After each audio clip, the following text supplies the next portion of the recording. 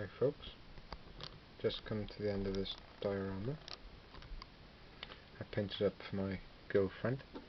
It's one of her favourite films, Last of the Mohicans. It's one of mine as well, as it happens.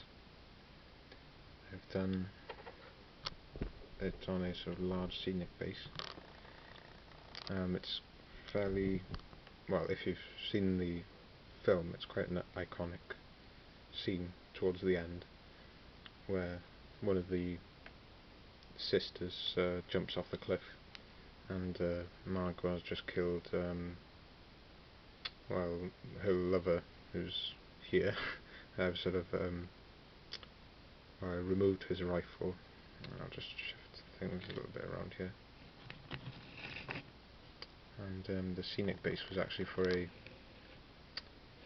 was from Charlie Foxtrot Models, and it was going to be for some Zeltbahn tents, which I'll still paint up, but I'll just put them on some scrap MDF instead. I thought this shape was just the job.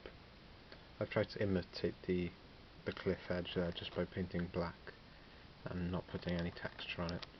I've just tried to put some slate, and she's standing there on the cliff edge.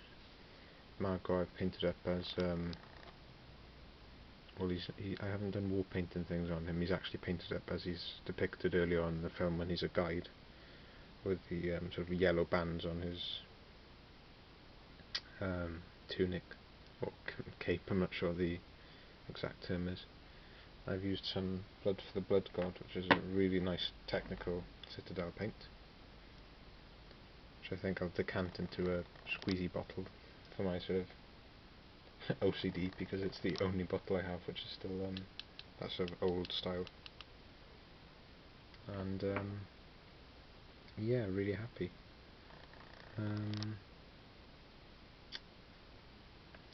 Not sure what else to say. The tufts are my own, other than the flower ones. I'm going to try and buy some of these flower pieces, and you can scatter them over tufts.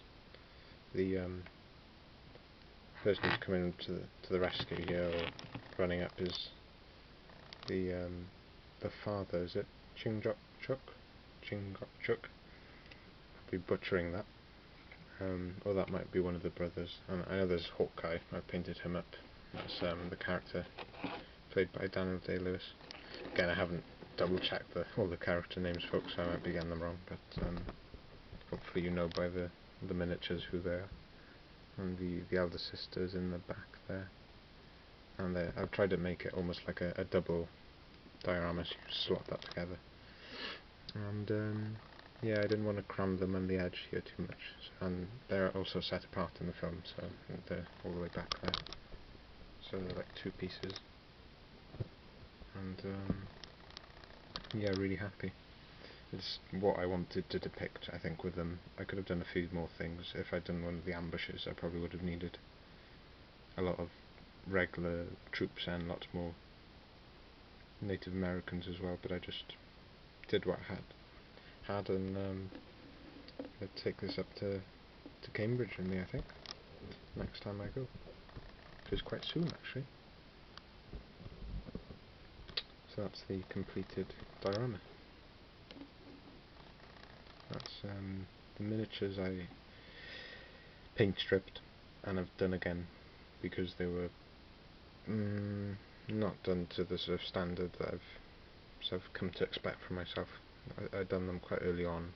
They were some of the first metal miniatures I bought, and I think I'd done did them with some dodgy acrylics, just some cheap ones, but the effects were pretty shoddy, and I wanted to do the flesh right, and I've learned a lot of things about basing as well, so I've just started from scratch, and now that this is done up, I'm really happy that I have. I've been working on some Afghans, so this is the Afghan War project. Just use this to sort of display these. These are the Second Afghan War British, some from Foundry, and others from Artisan. So that's 6 there, British, and then I've got 3 Highlanders and Trues, which I'm going to do as the Argyllshire Highlanders, I believe. They're I painted their trousers red, and then they're going to get dark green stripes and then white over that then. So that's them, and I need to do their blankets. And I've been trying the sepia shade that I bought from Vallejo. Big bottle of that, 250 mils. It's going a long way, and it's yeah, less of a brown wash, more of a sepia. So it's like a it's still a strong colour. It's a different sort of brown, I think, almost like an ink.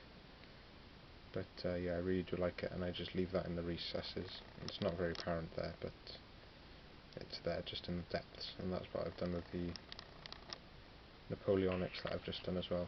I need to dry brush those bases and do the finishing touches. There's a little dog who's the mascot. This is for a commission for someone that bought some French Foreign Legion and some I think he's the one who bought the Afghans off me. And actually, I was going off on holiday and I took them off my eBay store, but he saw the post on Facebook. I sell on some of the Facebook groups, and he took 2 lots off me, so I just gave him first dibs on these ones coming up. I don't believe he's interested in the British, but I've got 12 Afghans going. These are Afghan regulars, and they're in a mixture of turbans and these sort of almost like the fur caps. Got a decent view of those. I have done most things on them, but not the skin. Well, the skin needs a little bit of highlighting, and the facial hair needs painting as well. The actual rough colour scheme is what reds have I used?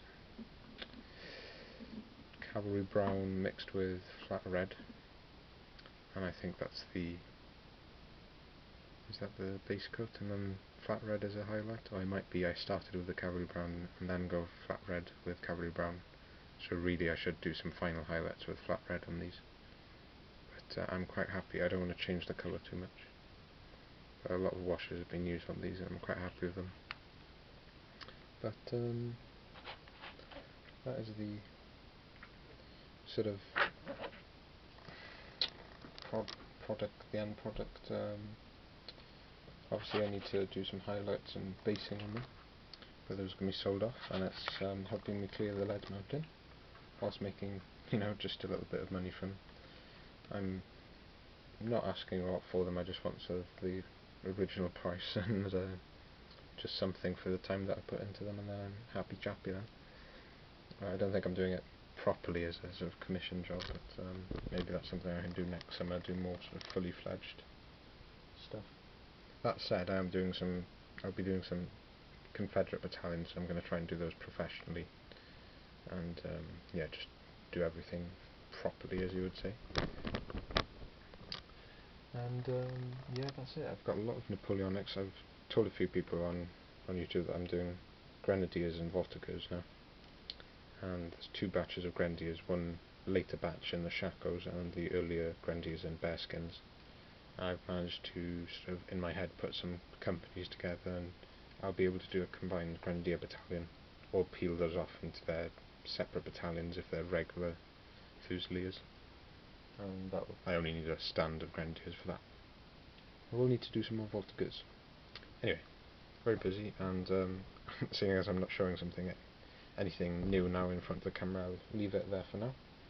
And I should be posting probably next week now. I've got a busy week or so I might not be posting again. Another sort of mini holiday. Fine for some people, I suppose. And yeah, thanks for watching, and see you again soon. Ta-da.